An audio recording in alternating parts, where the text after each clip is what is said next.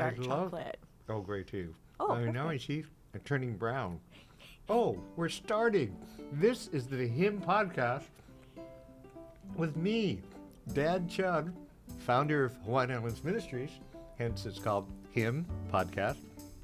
And I'm eating chocolate. Caught off guard, but why am I eating chocolate? Because today's podcast is about chocolate. Not really. It's about chocolate as a mission, but it's chocolate as a footstep in serving God. And so we have an incredible guest with us, the founder of the amazing business, but I would also say a ministry called Chocolea, which is in Manoa, but you're going to hear more about it. We have with us today Erin Kanno Uehara. Isn't that amazing? Erin, welcome. Thank you. Thanks And for I having will me. finish this later. This is so awesome. But she makes this incredible kind of, I would say, like Gucci chocolate for the average person. But you have this statement about it, right? It's what's your mission statement? Bringing peace to our world, one chocolate at a time. One chocolate at a time. And you know, there is a lot of conflict, so I have to eat a lot of chocolate to bring more and more peace, one chocolate at a time. And are you feeling the peace with the one piece you've I had know, so and far? it's Earl Grey, so I'm like really mellow because I like Earl Grey tea. Oh, nice. But so we have today, Erin, because it's a fascinating story of how she has come to know the Lord, but also how she started her business, why she started her business, how she survived her business, how her business is thriving. And later I'll mention she has the best soft ice cream in the world, which I drop by just for that sometimes, in addition to the chocolate. So, Erin, welcome aboard Thank to you. the Him Podcast, where we feature some of the coolest thought leaders and people of faith, trying to learn more about our faith and how God loves us and interacts with our life. But you have a crazy, wonderful story. So, how did you become a Christian? How did you become a follower of Jesus? Well, thanks for having me, Pastor Dan. I kind of was really fortunate. I was raised where I had little bits of the Christian faith, put into my life, little seeds planted. So growing up, if I had to check a box, it'd be Christian. But I really didn't come to know the Lord and have a relationship with him until I was in college. And it kind of happened after everything I'd planned in my life kind of came crashing down, So I grew up with a lot of goals and a lot of vision and kind of just hit one after the other. And it was only when all of them kind of came crashing at the same time that I was now open to this God that I knew existed, but thought maybe if I needed him, I'll just pray to him. But I really wanted to get to know him more. And so that happened at a time when I thought I was going to marry someone and move to the mainland with him. And I quit my full-time job. Which was what? Teaching. So I was a school teacher. I was one day away from tenure. Oh my goodness. I had my bachelor's degree. This is what I studied for, was to become a school teacher.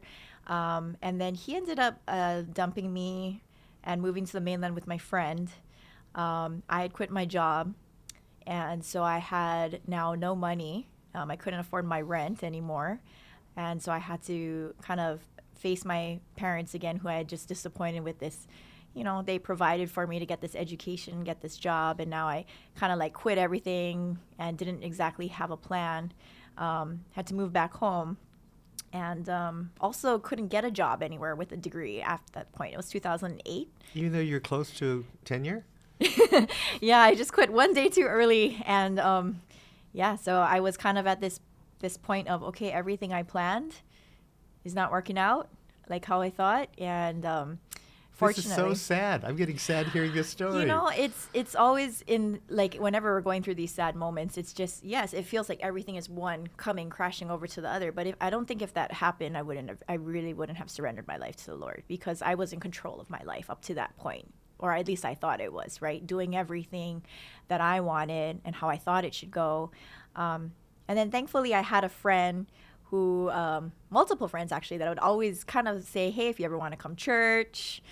They just kept saying that, and I would repeatedly tell them no. And at that point, I finally said in college, you know what, let me just come with you. What is this? And I went with him to Pearlside Church. It was Grace Bible Church.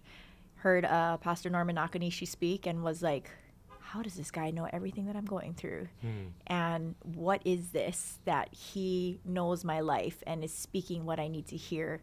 Not understanding that was Holy Spirit, not understanding how God was with me in that moment, but just trying to figure out what is this? Being curious about this God that I just thought what I knew about him was just up here, and I wanted him here, you know. So So that's were kinda- you employed at that point? Did you pick up another job or? No, it took a while because I was the recession in 2008. Mm. And so I really struggled finding another job. And a lot of that was, oh, you have an education degree. You might as well become a teacher. That's what I had just left. I had just burnt out from teaching. And so during that time, I was actually looking for another job. And I also was teaching dancing part-time, so at my friend's What studio. kind of dancing? Hip hop, jazz, contemporary dancing. Amazing hip hop. You know, we're gonna have hip hop at the Him 25 conference I coming know, up. I'm excited You about gotta- all you your gotta come to that. performances and things. Yeah, so So Yeah. okay, so now you pick up this job, and it's hip hop dancing teaching. That pays well though, doesn't it? I mean, per hour. Yes, it actually became a full-time job for me. Not that I would know paying somebody to do that, but But yeah, I got it to a point where, I was walking with the Lord. I found another job, and I was doing the dancing, and the dancing part of it kind of kept growing and growing, that I eventually found myself as an entrepreneur. I just didn't know what Great. that was. Great. So I was contracted to teach in schools. So I found myself in schools again, in studios, just teaching dance and really building a community of family, kids, adult dancers, and was doing that for like 7 years and just loving it, growing, feeling like I found my place. I got back on my feet. I started making money again and started doing really, really well. Like you said, even better than I thought. The timing of dance and the excitement for that kind of art was like just growing with TV shows and different things coming up. And so, it was, worked my way back with my relationship with my parents that I disappointed, found meaning through a life with Christ as opposed to a life with a man that I needed to marry and have a family with, or just the things that I thought need to be checked in a certain order. Yeah. okay. And so things are going great after kind of a crash and burn, and then things are flourishing. And so you would think you're a happy camper and just stay what you're doing. And then what happens? So it was going through this motion. In the process, I got my master's in business administration because I really thought, well, while I was getting this degree, maybe I would do this dancing thing since it's taking off. And So I was you're a doing hip hop really well. dancer instructor. Yeah. Within starting an MBA. Yep. So Yeah, I got my that's an MBA interesting thinking that was combination. going to be, I could kind of intertwine dance and business somehow with teaching and all the things that I were passionate about and that I had experience in, and kind of start morphing it all together. And I heard God's whisper for the first time in my life, where it was just that prompting that people talk about and you can't ignore it, and it's not yours. And it was the first time I heard him say, like, you're going to do this business. And so to rewind a little bit, sorry, Dan, I just got to go back a little bit. In this process of teaching dance and growing in my walk, I actually met my husband at church. We were friends first, and he was in another small group from me, and we got engaged, and we were planning our wedding, and we went to a wedding expo. And so I was getting ready to figure out, favors and all this kind of stuff. And I found out that this guy was giving out free samples of chocolate. I love chocolate. So, and I love really good quality chocolate. So I went looking for the guy, said, forget the wedding plans. Let's just look for the guy with the chocolate. Went walking around, saw chocolates that looked like this. They were just the most beautiful brown, like jewels. And I just ate them and talked to him and just kept eating and talking to him. And my mom was with me at this expo, and she was reading his bio and started putting things together and said, wait a minute, you're Kauai? Do you have family on Maui?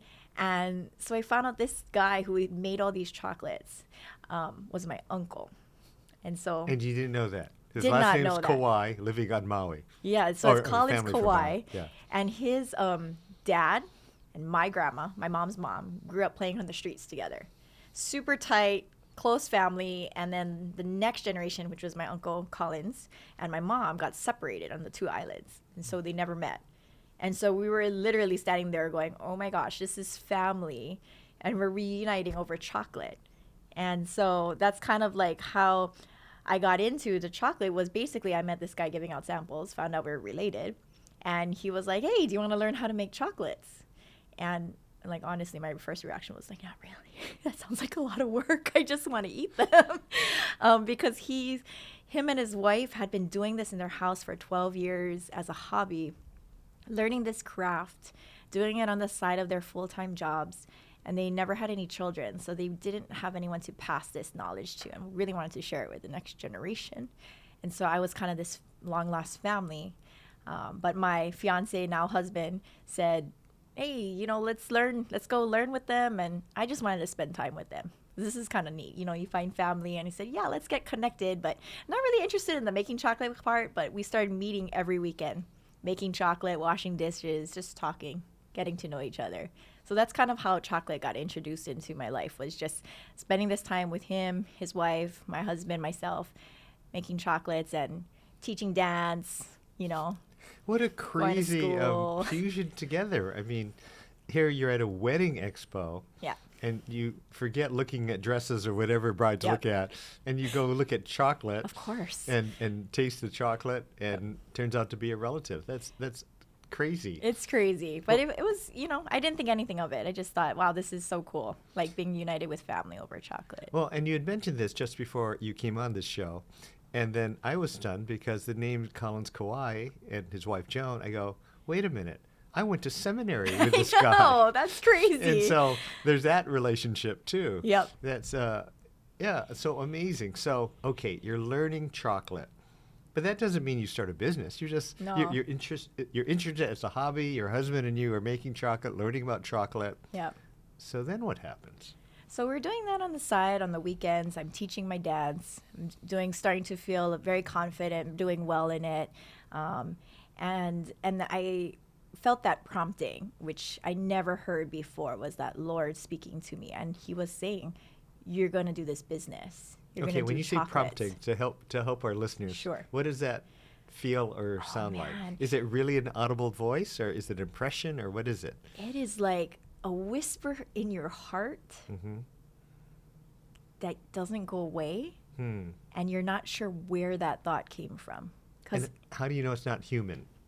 That Oh, you're that is a just good not question. you're just not thinking it on your own. It sounded so different from a worldly voice, because it came with such peace and kind of like this calm, like overwhelming sense of peace when I hear it, at the same time feeling very confused, but peace at the same time.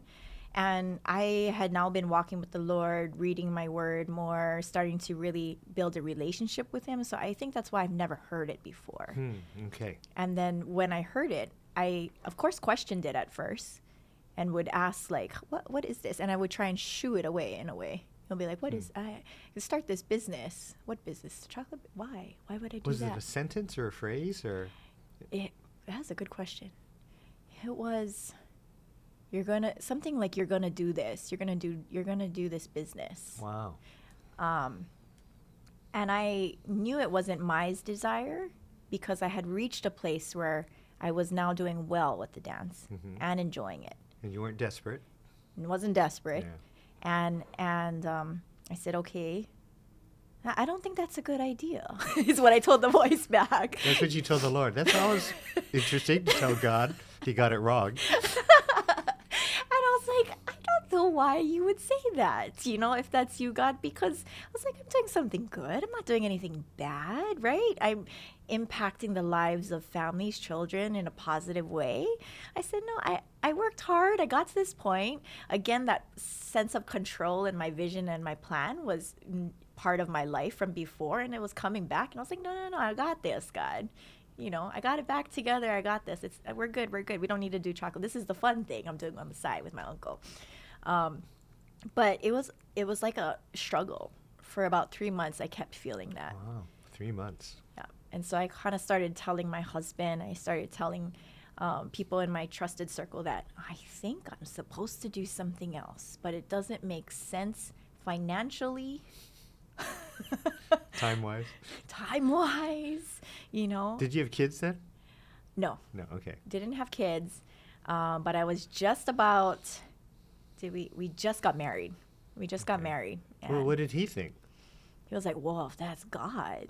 I mean, he meaning your husband. Yeah, he was like, I don't know. What is that? What does that feel? What does that sound like? What is that? You know, he was like, that's pretty cool if God's talking to you, you know? So he was really supportive, scared, but just like, what are we supposed to do? And I was like, I don't know. This was my first real leap of faith. You know, up to this point, I had controlled what I would wanted to control. When I lost control, I surrendered, but I didn't think it meant surrendering good things, right? Right. You think of surrendering, all this is bad. I've crashed at the bottom. You take it. You figure out my job. You figure out what I should do with my life. But when it's good, you don't go, you take it. You take Right, it, God, right? right. You forget. Right. And I think I just forgot and was like, no, like, this can't be right, God. You know, like, why would you? But it didn't go away. For 3 months. Okay, then what tipped you over? What tipped me over was a little bit of curiosity to know, like, you know, this God has been faithful. He brought me to this place. I am finding myself, you know, happily married with somebody that I hadn't originally maybe picked out for myself, but he knew me better. You know, I had a even stronger walk with him that I never had before. I was doing something I never thought I'd have the opportunity to do, like dance and reach families and still teach, but in a way that was a lot more fun and energizing. And so I just said, you know what, let's just try it. I'm gonna just, you know. But this- let's try it is super expensive, isn't it? Yes. What did that cost to let's try it? Let's try it was going from $200 an hour in pay, which was unbelievable for a 20-something-year-old, wait, right? Wait. $200 an hour for hip-hop dancing? Yes. Yes. Hey, gang, if you want to be a hip-hop dancer, you've heard it first here at HIA. Holy crud. And then going to knowing absolutely nothing about starting a business, store, employees, none of that, plus having to build out a commercial kitchen, which I had to Google what is a commercial kitchen, find a commercial kitchen.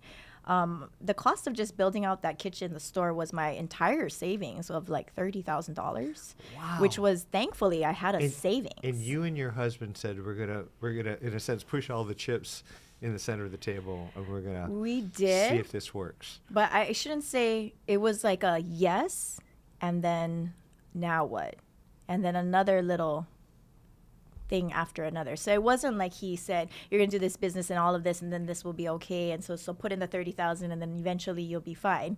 You know, So there's still other risks that came along. there was just so many risks, so many moments. Like even when I said, I am not going to do the dancing anymore, Yeah, that's big.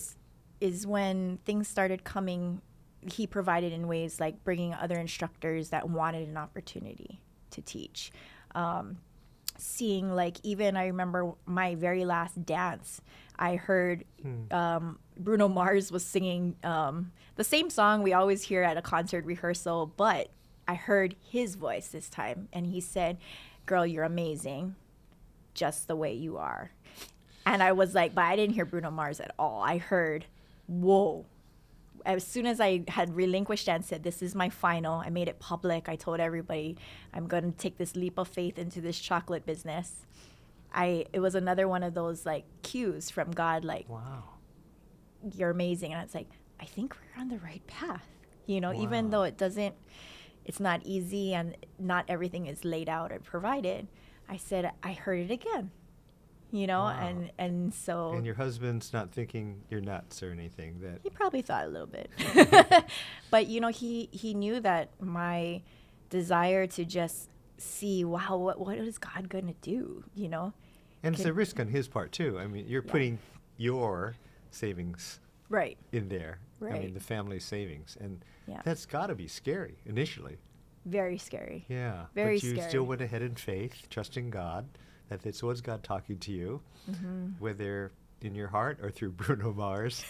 Okay. So then, but there are a lot of particular things like you have to find a kitchen, you have to find a storefront. How did that all come about? I think that's why it was like such a big part of my faith and growing my faith is this business, because I really didn't go into it with the anticipation of I'm so excited to start a business. I visualized the chocolate being, amazing. I was just trying to find his guidance every step of the way, since I had no idea what I was doing. And so one of the first things I did was look for a commercial kitchen, because that's what they said, you need a kitchen, right, in order to make it and sell it. And so I started going around looking at properties. They were so expensive. And I got denied, like, repeatedly, for places that, the floors were crooked, and they were like, there was pillars like all in the middle. Like, it wasn't even an ideal spot to build a kitchen, but it was in my budget. And I was still getting denied of these places that had like no windows, felt like prison. It was like crooked floors, so it'd be like this on one side and this on the other side. And I cried out to God, and I was like, if you want me to do this, you got to help me. Like, I just told everybody I'm like following you and doing this. And that was the only time I went to sleep and I had a vision, and it was of a white picket fence. That was it.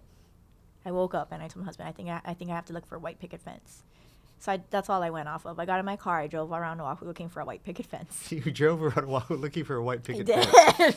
Wow, could have stopped at my house. I have a white picket fence. Oh! Yeah, gee, you missed it. Maybe I missed it. But, okay, so you're driving around. This sounds crazy. I looking for a know. white picket fence. You can't make this stuff up. Yeah. Like, That's crazy. Okay, so you're driving around. I'm driving around. There are beautiful homes with white picket fences, but there's rarely commercial spaces with a white picket fence. Yes. And it just so happened I saw one in Manoa. And so I went there and I saw the building, and I told the property manager, I think I need to be here for a kitchen because you have a white picket fence. You just walked up to the door and knocked?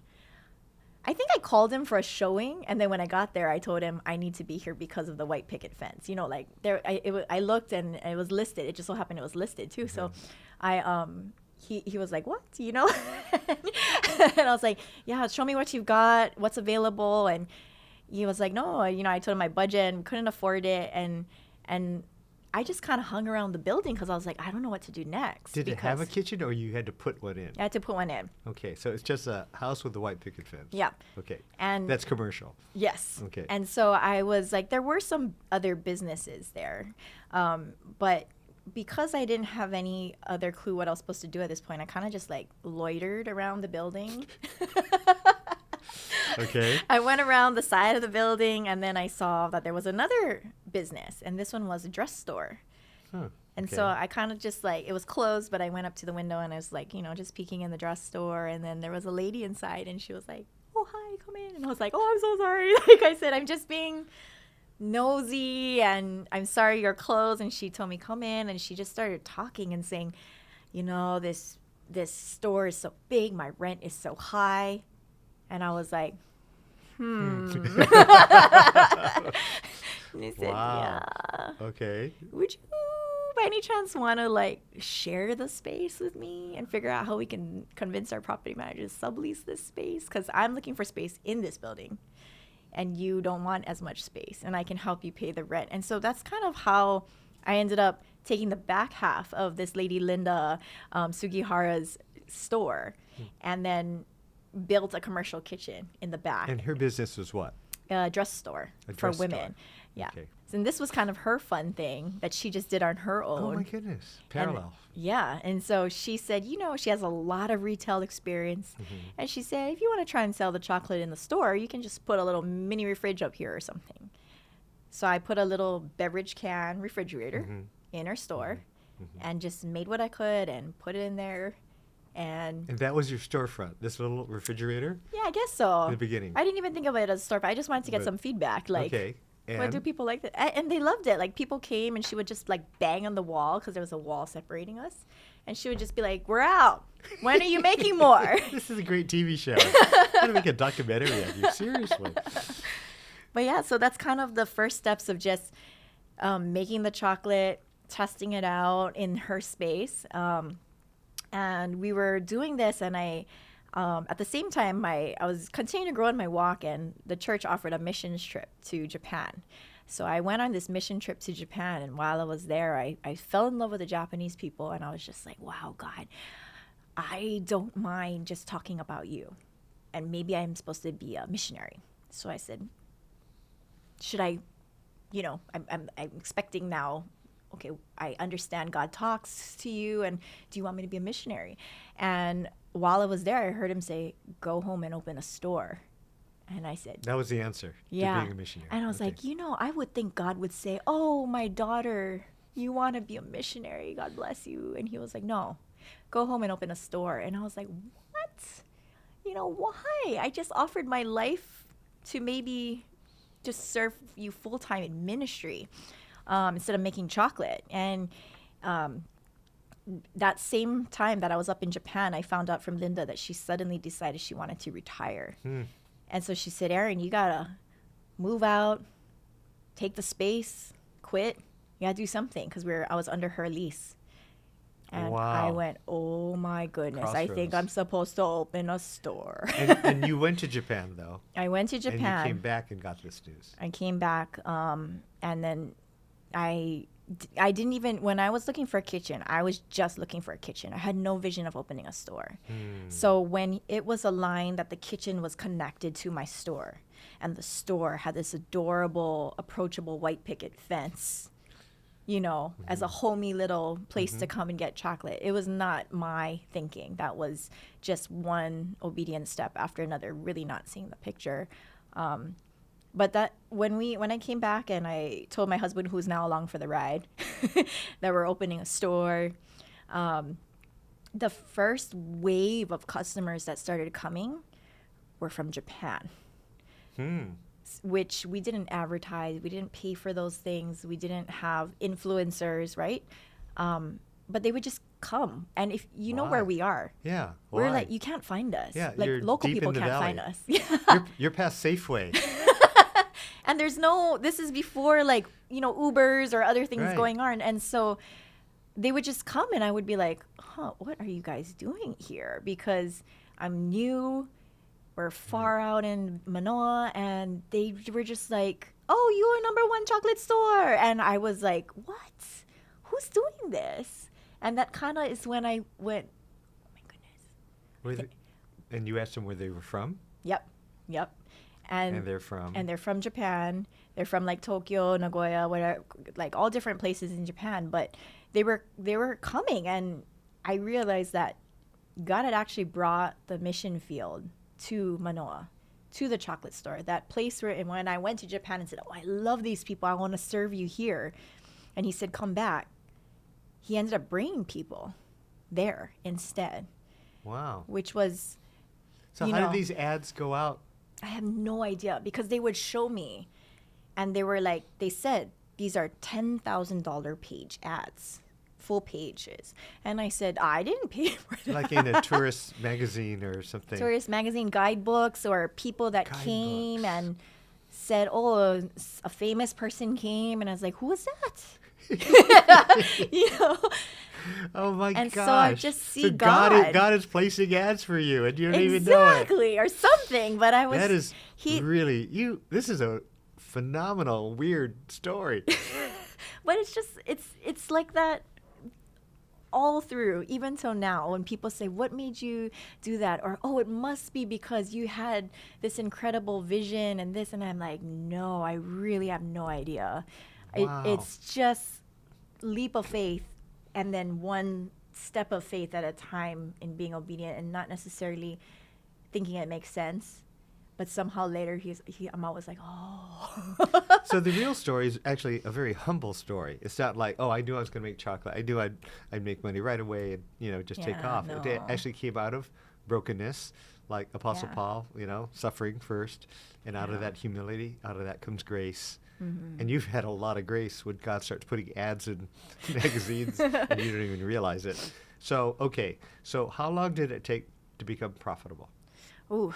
And then how did you continue to honor God by making this truly a faith-based business?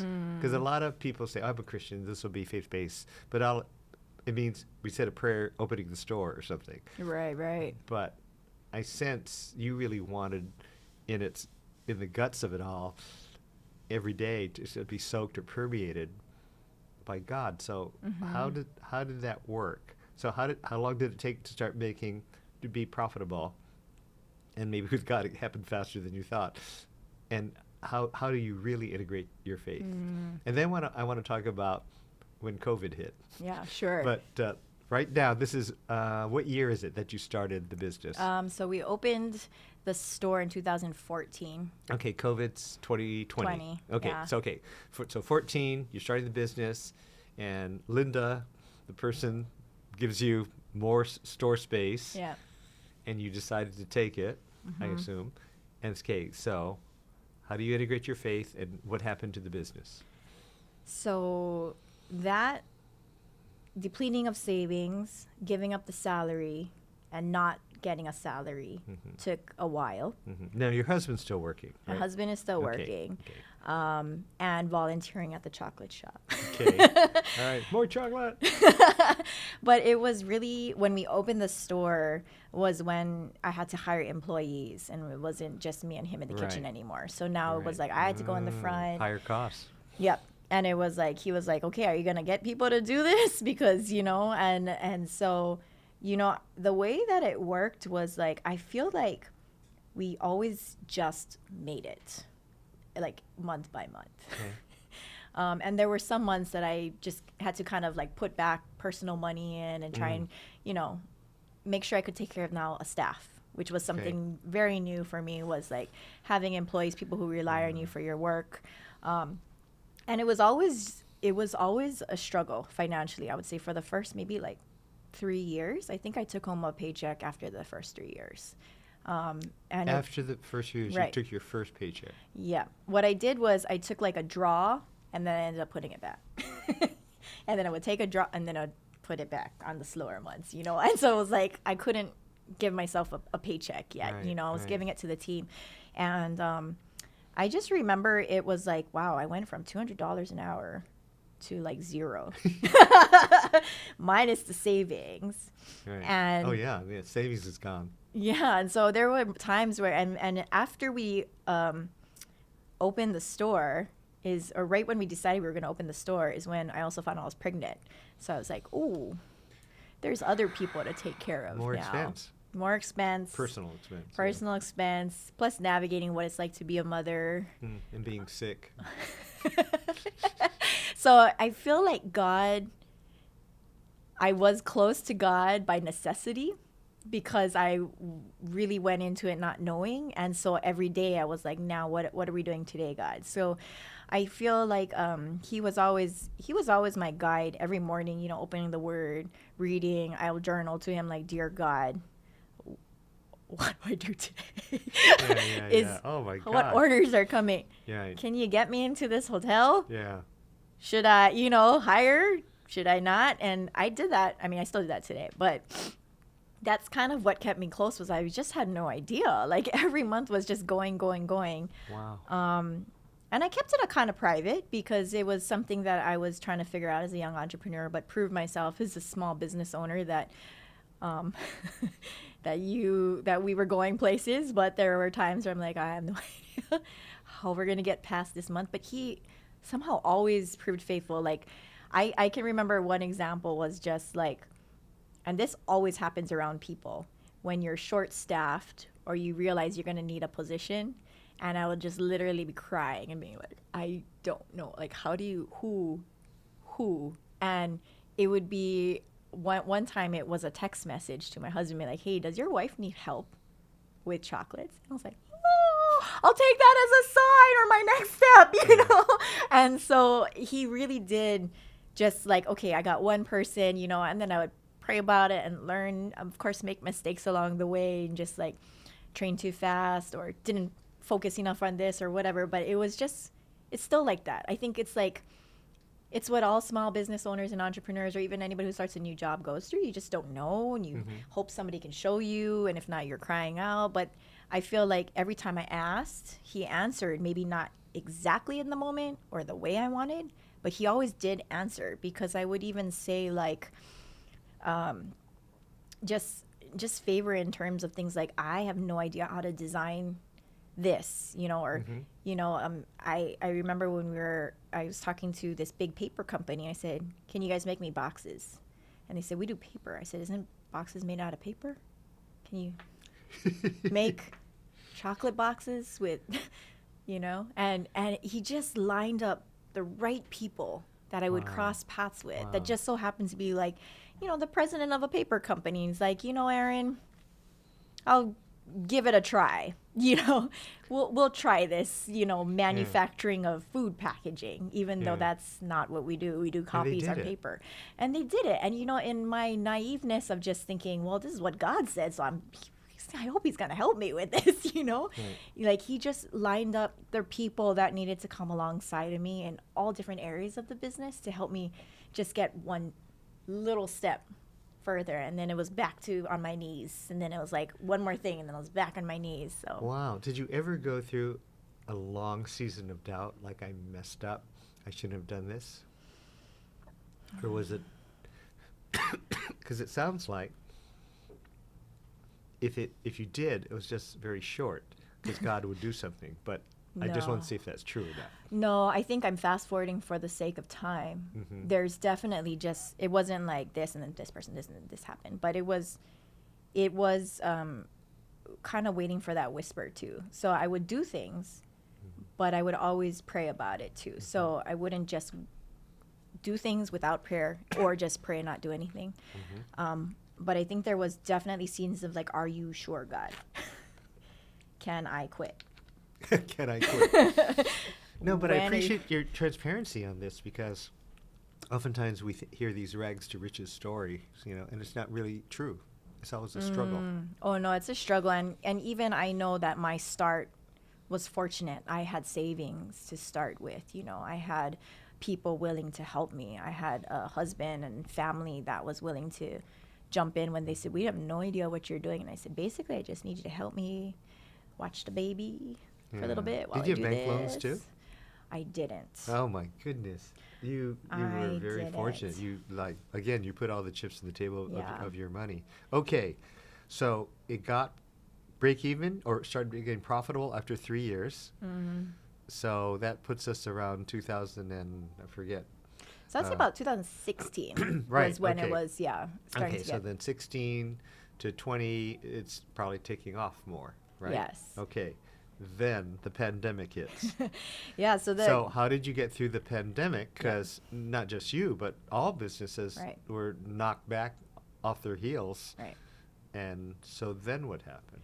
So those years after that initial buildup, we started getting the momentum, and we were growing. Staff was growing. Everything was starting to run faster, and I feel like that's kind of when I slowly started losing God, because I was doing so much to just keep everybody paid, keep customers happy, So my focus kind of started going towards people. Take care of the people. Take care of the people.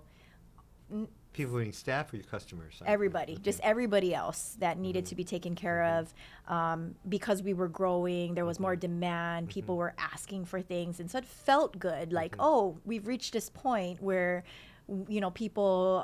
I don't have to say hi. Do you want to come over? Like people would actually come. And so 2020, I said, oh my gosh, I have this perfect 2020 vision for the year. And I kind of laid out the whole strategic plan to the team and was like, Fascinating. yeah, that was like, and it was in the beginning of, it was the end of February, I think, that I laid out the strategic plan. And I said, this is going to be a great year. The word for the year was peace. So I think it's going to be a year of peace. Oh, you boy. know? And What a year. And so, of course, like everyone knows, right, at that time, it just like everything just started happening, like the shutting down, right, the food, what is the unknown, is everybody safe, do we stay, do we send people home from work, and I remember calling all the business mentors and all the other, seniors in entrepreneurship or leadership or whatever, and everybody was like, we don't know, Erin. I was like, what do I do? What do I do? I've never been in this situation, and nobody had the answer. And so it was kind of in that moment that I was like, oh my gosh, God, so sorry. Like, you've been in charge. I forgot. What do I do? And again, he kind of just lined up for me like, well, what's the mission? Because we couldn't do the food. side of it. We at that point we had hands-on classes, so that shut down. We had events and catering and stuff, and that shut down. So we saw it all just kind of shut down one day after the next. We were in major hotels, amenities, all that went down, all the big events that people came in. And then we had a little cafe with coffee, chocolate. People could come and sit. That shut down. And then retail shut down. So it was just, all right, what do I do? And I had 2 little kids, a 3 and a 5-year-old, that suddenly didn't go to preschool. No, my. And they suddenly needed to learn Zoom. And they're home. And they're home. So thankfully my husband was still working, but that meant I had to be home with the kids full time. And so I was like, what do I have to do at this point? And, I knew I had to take care of the children. And God kind of, the mission like we started with was bringing peace to our world, one chocolate at a time. And so I was like, how am I supposed to do that, God? I don't have chocolate, And then I didn't have customers anymore, because customers are technically people who buy things from you. So I said, well, all these people in my mass email inbox, of like my system, I said, I guess they're just chocolate friends. And so I said, all of that for what? What was all that for, And so I just said, well, I'll do the mission by just one email at a time. And so I emailed everybody, started calling them chocolate friends. And I didn't really know what I was doing. I was just kind of sharing my journal, my heart of like, hey, this week, this is what's happening. I'm not sure how to navigate this. Anybody else going through this? Trying to encourage them, which really was encouraging myself at the same time. Reaching for scripture, looking for his words, because I didn't have words sometimes. And I started just bringing peace to our world one email at a time. So that's kind of how I kept it going, in a sense of feeling like there was purpose for Chocolea. And behind the scenes, I just kept seeing the bills. And so I just had a clipboard that I had to my wall of papers with the bills. And I just went line by line and would call. Thankfully, I had great relationships with some of them. And I just would call and be like, any chance I can extend the terms? What can we do? Just trying to figure out, okay, can I get back in the kitchen? Once they let us do, they let food come back. So I just had to figure out how to do like drive-through. And so I started doing curbside. I just proclaimed it, but I had no idea what that was. It did. People would drive by and say, give me a box of chocolate? Yes, so before that, we didn't do online. And so I said, that pushed you into online. It pushed me to online. Wow. But then I was like, I don't know how to ship this. Yeah. So you still have to come get it. But we're not supposed to hang out, and you can't come in. Yeah. So I said, just go to the curb. Yeah, it's the opposite of Uber Eats. You come to me. Yeah. You Uber here, and I give you the chocolate. And it was like, just tell me the make and model of your car. Yeah. And that's kind of like how we winged it. Thankfully it was just like, okay, learned my cars fast and like. That's a good pivot. Ran outside with like the chocolates and passed it through the window. So that's kind of how we started making again. So explain this to me. You want to change the world, right? One chocolate at a time. And in your mind, how does your chocolate business change the world? I didn't think it could. I didn't think there was anything important about it. And that's why when the pandemic hit, I thought, oh, this must be the end, And I said, okay, God, are we done? I did it. And he was like, no, you're not done. I remember saying like, can another I quit? voice. Yeah. And he was like, nope. And that was all I got. And I was like, any more instructions? No. Okay, thanks. And I thought, who needs chocolate? People need like paper towels and toilet paper and like food, not chocolate. So I actually was in a slump of like depression at home with the kids. But these chocolate friends were like, when are you going to make chocolate again? And I was like, why would you need chocolate? Aren't you just trying to survive? Because that's what I was trying to do. Don't you need toilet paper? Don't you need toilet paper? And, these faithful customers turned friends who kept saying, and it was really the local people that really were just like, Erin, we want chocolate. Erin, we want chocolate. Reminded me that other people's lives were still going on. Just because I was consumed with what was happening in my life, losing my income, losing my business, losing, my freedom and a sense of having to now work 2 jobs at home and here, figure out how to save this. And so I said, that kind of made me go, oh, so there is some purpose to chocolate, like not really chocolate, but they're looking for something like hope, consistency, whether it's just something reliable or authentic, or I don't know what it was, but and for some people it was really just the email. They love the email so much. And maybe, Erin, actually, the chocolate or the emails gave them peace. It did. Which was what the word God gave you. Oh my gosh, you are so Arn. Like that's exactly what it was. It became trying to give people peace, one little piece of chocolate at a time. So that's how I think it's changing the world, is the way all of us can take one super small thing or one super small step or just reach one person that God puts in our life. And it's just the obedience of taking that one thing and then let him multiply it and let the ripple effect happen of the change in the world. But we got to take care of our world and what we have in front of us. And so I think that's kind of where I found my renewed faith, was like, wow, God, I've been doing this with you. I did lose sight of you a little bit, right? Mm-hmm. But I haven't really told people that you were in charge, And so post-pandemic and in the pandemic, I brought him to the forefront again. And I said, you know what? If you tell me I can't quit and you are for some reason, you're trying to do something with this, then I got to tell people that this is actually your decision. Mine would have been out long time. I wouldn't even been in here in this situation. And so I started proclaiming him. I started putting his scripture in our emails. I started posting videos about just things that we were praying for. I started praying with my team every week. I just put him first and foremost. He was always there, but it was more private. So it really became God-centered, Christ-centered. Totally. And and that's what's so great, because sometimes people say they're Christ-centered, but you don't feel it or sense it, or it's not even articulated. And that's also how, depending on the customer, you're willing, like this chocolate box, you have a scripture verse inside. This is Isaiah 40:31. But those who hope in the Lord will renew their strength. They will soar on wings like eagles. They will run and not grow weary. They will walk and not be faint. And I know it depends on the customer. Not everybody would want that, but you're willing to do that. I remember HIM had a 40th anniversary luau, and you were very gracious to, we got chocolate from you, and you put a verse in for us. But you're out there, and then you wrote this book too. Now this came after COVID, and this was partially 2021. Yeah, this was partially your journal. Yep. So as I was writing it says that, one chocolate story. Yep. And 20 reflections plus 20 routines from 2020. Yeah. So that was Erin Kanno Uehara. Kind of God's way of just like all of those emails became a compilation that one day again I heard him say, you're writing a book. Another voice. Yes. You're writing a book. Yeah. And I was like, wow. I'm writing a book. I'm like, I have a lot to do already, God.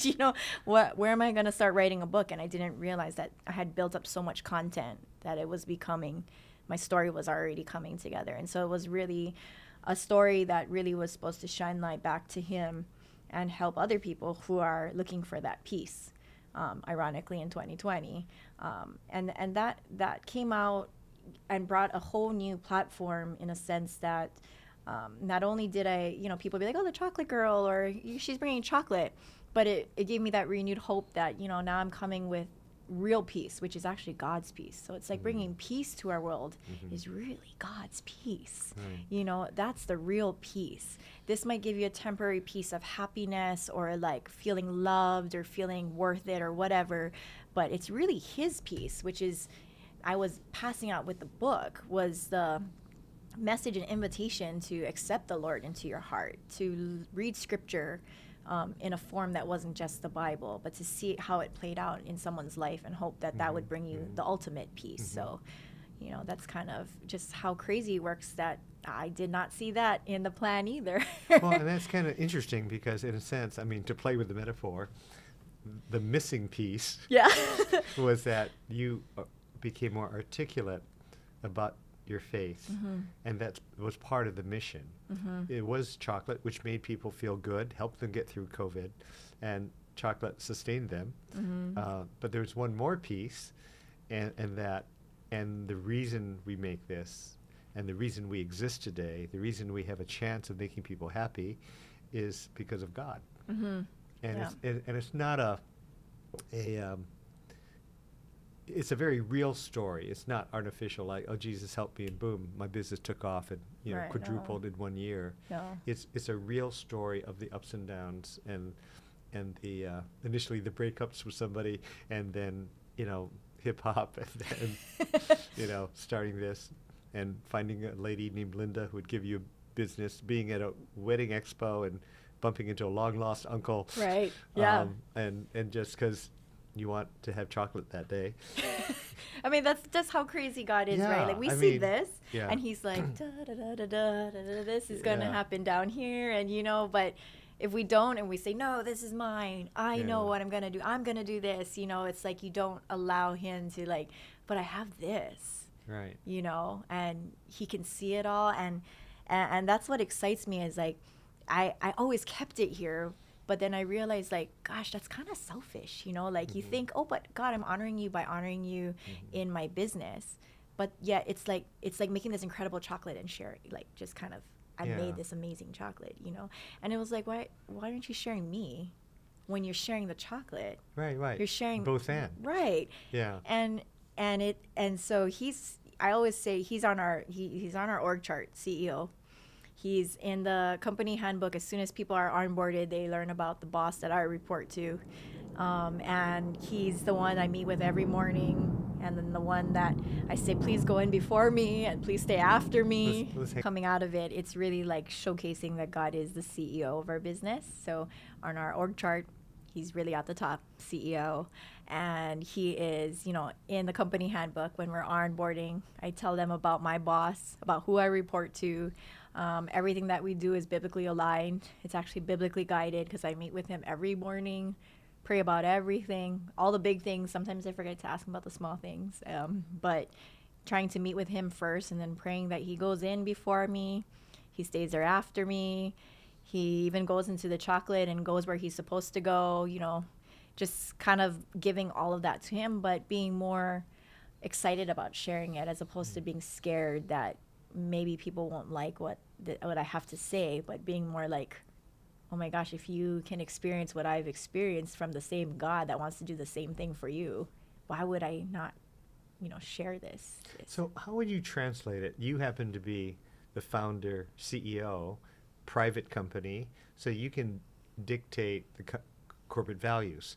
But what if you're working for a bank or the DOE, Right. or let's make it even broader, you're a homemaker at home. Mm-hmm. How would you broaden that to that everything you do is God-centered, even though there may be rules and regulations from the government or from a corporation? Yeah. How do you infuse a faith in all that you do? I think that's a really good question, and it's not as easy to do, but I found that the word applies to every single one of those situations. So regardless of what person you are, what position you're in, the word is the same, but he speaks to us differently through the word. And so just using that as if you don't know what to do or where to go, it's just go straight to the word. And he somehow always reveals what you're needing in that time. So for example, I'm in Nehemiah and I've read it so many times, but this time different things pop out. If it's a season of building versus as a time as you're supposed to guard the wall versus your time to be the messenger. But there's something in there for each of us. And I think that if we look there for how are we supposed to conduct ourselves in our position, in the whatever authority or no authority we were given, but we were given something, even the influence of the people we have, whether they're above us or whatever. If we do that in a biblical way, which God tells us to love others, right? Love him, love others. What does that look like? What kind of clothing, compassion are we supposed to put on ourselves? How are we supposed to be slow in our speech, or what are those things? All those things apply. That it's God's light, he'll work the rest, or his light will naturally shine through, or somebody's going to see that and be like, what is that? How come you didn't react that way? How come you're not doing that? This makes more sense. Because it's the same thing. People will say, well, how did you get into chocolate? They always think patisserie background, you know, Yeah. or MBA, knew Yeah. she was going to do this. And it was like, white picket fence, you know? And it's, of course, that's Such a when pretty God gets building, to, too. Right. yeah, that's when God gets to really shine. Yeah. And now you're into ice cream. And now I know, I you love our Yeah, soft cream, yes. but it's a special ice cream. Tell them why your ice cream is different than So we really, really wanted to make one of the best soft creams on the island, and just something that was not done anywhere else. So it had to be made from scratch. There could be no stock, and had to be made fresh throughout the week. And I also really wanted that Hokkaido milk kind of texture, creaminess, and the nostalgia of what I experienced when I went to Japan. there's that Japan missionary again. But here, Yes, I said, but why do we it- have to go there to get this? Yeah. You know? And so I have an incredible team. And you did it. And I just explained to them all of that. And we Yeah. just went through, like, there was years where we gave up. You know, I said, we're going to try and make this. And we tried. And Oh, it's like, really? no, yeah. Really? Years. I'm benefiting from years of experimenting. But no, sometimes when I'm just stressed, I go, I think I'm going to drop by Chocolea, just have a cup of their ice cream because it's oh no, it brings peace when I eat it. So that's incredible. Do you ever think about starting another store since, you've been so successful? You know, people always ask me these kinds of questions. And I take it all back to the CEO. Like, I'm like, What? because there's so much advice Right. and so much sound business advice that makes Right. sense. Like the Right. white picket fence location when I started, so many people told me that was such a bad mistake. Horrible decision as a small business owner. Don't know what I'm White picket, doing. yeah. No foot traffic. No one can find you. And I knew that was all true, but I was like, I'm just going off of what Yeah, God, you know, yeah. crazy lady saying I'm going off of God, you know, Yeah. but he's been faithful so many times over and over again that now with the benefit of time, I mean, I even heard you and Beth Moore talking about that. Just when your walk, as you go longer and longer in your walk, you see how he's showed up over and over again. So I'm now a little bit more, I still get scared, but I would still say, you know, there's a moment I'm like, your will be done. But, you know, like I always ask him, do you want us Yeah. to open another Yeah. store? So the answer is we don't know yet. I don't think the answer is yes, honestly, because I've tried. Like, I also take action with everything, and I Right. pray about it. I say, close the door if it's closed. Remind me to fight if I'm supposed to fight with the closed door, you know, whatever it's supposed to be. But no, I don't think so. I don't think so. Maybe it won't be white picket fence. Maybe it could be like barbed wire. Exactly. And the Lord saying, Erin, I want you to have a prison ministry. You know, and he bring might. chocolate in there Who and show knows? the love of God to these guys or gals who would love chocolate, and you tell them your story. Could be. How's that? I'm honestly Maybe this like, is from the Lord right now. yeah. Do it. Offer to do it one day and just do a 1 hour talk and bring in chocolate. See what happens. No, that's literally all it is. And if they know Yep. chocolate's going to be there, and then you say, and I'm going to give a talk about my life, think about that. I'm open Women's because prison? it's always his Okay, plan. so final question 'Kay. is that I know people are going to ask, they're going to say, I would love to hear the voice like you hear. So how does one create the soil through which that wonderful flower of inspiration could happen from the Lord? And do you have any thoughts of guidance of how do we create this fertile ground that we can hear the Lord's voice? Because there's so much static in the world that we have to learn how to tune our receiver so we hear his voice and Right. not all the stuff on the media Right. and or from people. So have you had any thoughts? I mean, I've had those experiences too when the voice seems so loud. It's as if somebody is outside, but it's really in here. And it's a different voice. But it's, how would you say, how can one hear that voice? Because I know people, our listeners, will say, I want to hear that kind of voice. I totally understand because I would hear people say that too, and I was like, Yes. what are you talking about? Yes. And I would just expect it to happen, like pray and now. Yeah. You know? Like on-off switch. Right. Not a dimmer switch over years, but on-off. It's kind of like, so now being a mom, it's like I can pick out my kid's voice like anywhere in the world, right? Mhm. Without Mhm. expecting it. I could be Mhm. doing something completely different, but if I Mhm. heard it, I would know Mhm. that's my son. Right. That's my daughter. Okay. And so I think God's always talking to us, but we just don't hear it because we are not Right. so in the relationship with Him, spending Mhm. so much time with Him that we recognize it. Because I think it's really being in the Word. I one of the routines I said when I was trying to find that peace again was really finding God again, was setting a routine of just making it the first thing in the morning for me, was opening the Word, being quiet, uninterrupted, and it could be for anybody, it could be any place, any time of the day, but it's just finding that time where I'm just really authentically want to be with Him. Not a checkbox morning routine, but like what do you have to say today, God? Help me to read this chapter and see if there's anything different today. Who should I pray for? And journaling to Him, even when there's nothing written, but I just start writing gratitude. Like, I'm grateful for 5 little things yesterday. I saw you here, here, here, here, here. Thank you, God. And that doesn't stop at the morning routine, but I think it's all day. It's like being with Him all day and saying, like, Lord, we're driving today.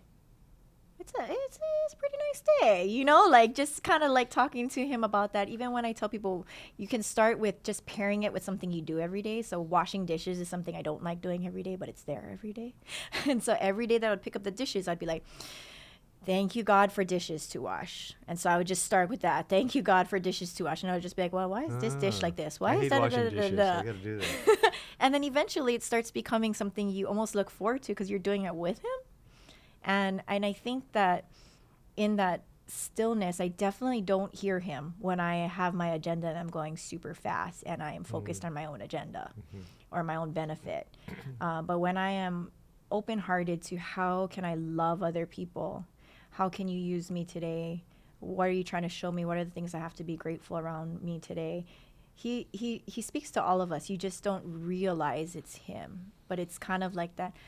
Oh, I'm grateful for that. That was just His little like, hey, I made that. I allowed that to happen for you. I'm here. Yeah. And so I think it comes with just consistently doing that. It's a discipline and a choice to have to be like, I want to hear Him, so I'm not going to give up. I'm going to do it even if I don't hear Him. Because sometimes, being with your kids and they don't talk to you doesn't mean you don't not enjoy being with them. But it's just feeling His presence. So kind of learning to just feel His presence. And I think it starts with gratitude, the Word. Of course, other things help: church, small group, praying with others. There's just so many things that we can do to kind of keep growing. Conferences. Yes, conferences. Yeah. That like kickstart us at times. So what I do notice in your whole journey, Erin, so when people ask, how do I get to hear the Lord's voice more or even once, you're very disciplined. And I hope people don't miss that you don't become a great athlete with no practice and someday you're a great quarterback in the NFL. It takes years, or 10,000 steps, as Malcolm Gladwell would say. And it's you mentioned you journal, so you're writing a letter to God. You read the Bible, the Word. You do go to church, but also you have a desire to hear His voice. You really want to hear His voice. And I guess I would say to everybody out there, that all the future entrepreneurs and those who desire to do great things for God, it may not be a chocolate shop, but they want to be on a mission for God and not just make wealth for themselves or be famous or powerful, have this great status, but really, Erin came from a position of, I want to do what you want me to do. Yeah. And I think those things could really help people. But what an amazing time. Golly, the hour just went boom really fast as we talked. And yeah, I wish I could twist your arm. Chocolate for everybody at Him 25. But, and I do want to say to our listeners, Hawaiian Islands Ministries 2025, our great conference is coming out with Beth Moore and others on March 13, 14, 15. So you may want to check that out on our website, himonline.org. And also there's a little button there if you want to support this ministry to keep podcasts like this afloat. That would be great. And and send in your money or chocolate to us. We'll take either one. But thank you so much. You've been a phenomenal guest today and great with your book, Thank One you. Chocolate Story. You can get it at her store, actually, in Manoa. And these are wonderful chocolates and very exotic looking. And these are sparkly and heart-shaped and purple and green and gold and great insides, which could be praline or cherry or raspberry or Earl Grey like I ate earlier today. But what a great time. Thank you so much, Erin, for being with us. Erin Kanno Uehara. And yeah, drop by Chocolea. We don't get any kickback, except I got a free Earl Grey today. That was my only kickback. But thank you so much. And so everybody else, hope to see you next time as we have more guests coming up. So aloha, everybody.